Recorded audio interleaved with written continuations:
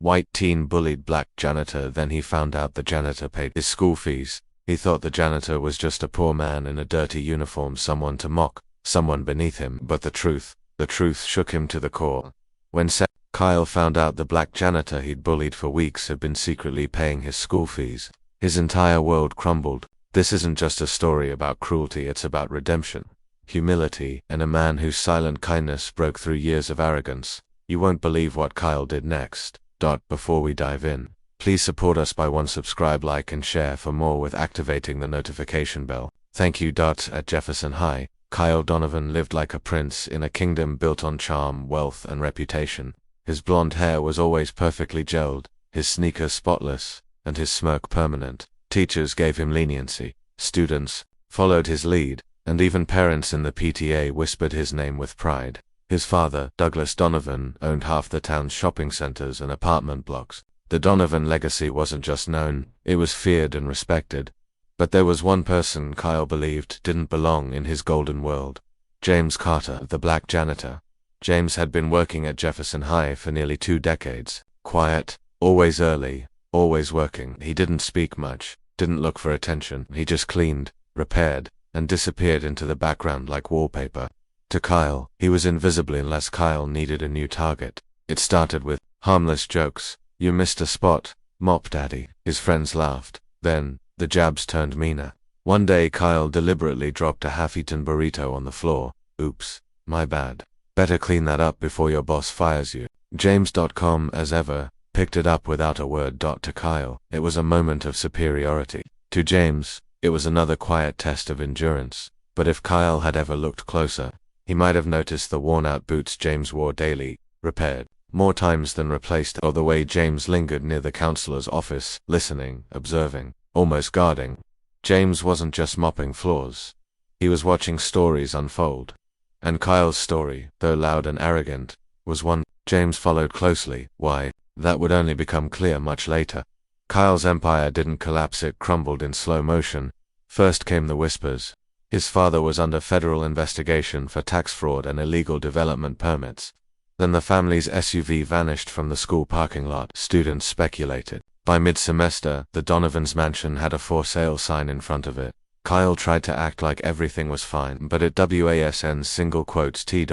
He was pulled from the basketball team due to academic focus. His parents fought behind closed doors. His girlfriend Mandy suddenly became distant. One day she broke up with him via text. I need to focus on myself. Even lunch became a luxury. One afternoon, Kyle reached the cafeteria register only to realize his account was empty. His tray of food sat awkwardly as he fumbled for a card that didn't work anymore. Students behind him stared. You can't pay? The cashier asked. I'll come back, Kyle mumbled, cheeks flushed red. He stormed into the hallway and accidentally collided with James. Why don't you watch where you're going? Kyle barked. But James didn't flinch. Instead, he handed Kyle a neatly wrapped sandwich, turkey, cheese, and lettuce. I don't want charity, Kyle snapped. It's not charity. It's just food, James replied with a calm, steady voice. We all need help sometimes. Kyle took it reluctantly. That night, he skipped dinner again, his parents arguing too loudly to notice. Alone in his room, he unwrapped the sandwich and stared at it for a long time. Then he took a bite. It was the first real meal he'd had in 2 days. The silence in Kyle's life became deafening. No one called. No one invited him to parties. His days felt like a loop of isolation. Oddly enough, the only consistent face he saw each day was James Carter's. The janitor was always there mopping, fixing, sweeping. But now Kyle started noticing the man differently. One evening, Kyle stayed after school to clear his locker. His textbooks were being repossessed for unpaid fees. In the gym, he noticed James fixing a broken heater. Help, Kyle offered, unsure why he asked. James looked up, surprised. Sure, if you don't mind holding the flashlight. They worked side by side. Kyle, the once proud bully, now silently obeyed James' instructions. For the first time, Kyle saw the grease-stained hands of a man who had clearly worked hard for years. You ever think about quitting? Kyle asked. James chuckled. Every winter. So why don't you? Because some jobs come with silent rewards, James replied. And sometimes, you work for things no one else knows about. The next day, Kyle was called into the principal's office. Dreading another humiliation, he shuffled in nervously.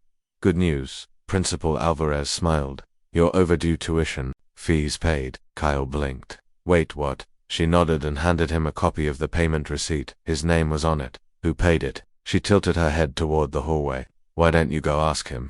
Kyle stepped outside and saw James wheeling his mop cart around the corner. It didn't make sense. This man, this janitor, had just paid thousands of dollars. Why? Kyle stood frozen as questions and guilt twisted in his chest like a knot. That night, Kyle couldn't breathe. He tossed and turned, haunted by memories, every insult, every smug laugh, every bit of cruelty he'd directed at James. And now, this same man had saved him. He had to know the truth. The next day, Kyle waited by the school gates until James finished his shift. Can I walk with you? He asked.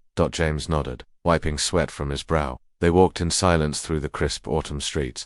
Kyle kicked a pebble nervously before blurting out, "Why did you pay my fees?" James stopped walking.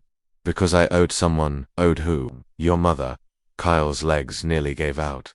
"My mum. She was a student here too," James said softly.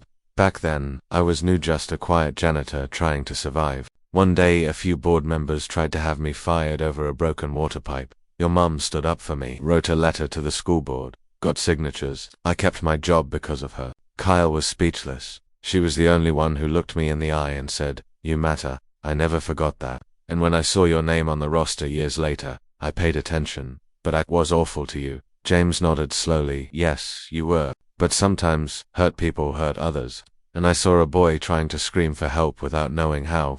They arrived at James's modest home. It was small, but filled with warmth. He opened a drawer and pulled out a photo. Kyle's mother, smiling with a group of volunteers. James in the back holding a tray of food. She was light. "And you still carry that light. You just forgot how to use it," Kyle cried. For the first time in years, he cried without holding back.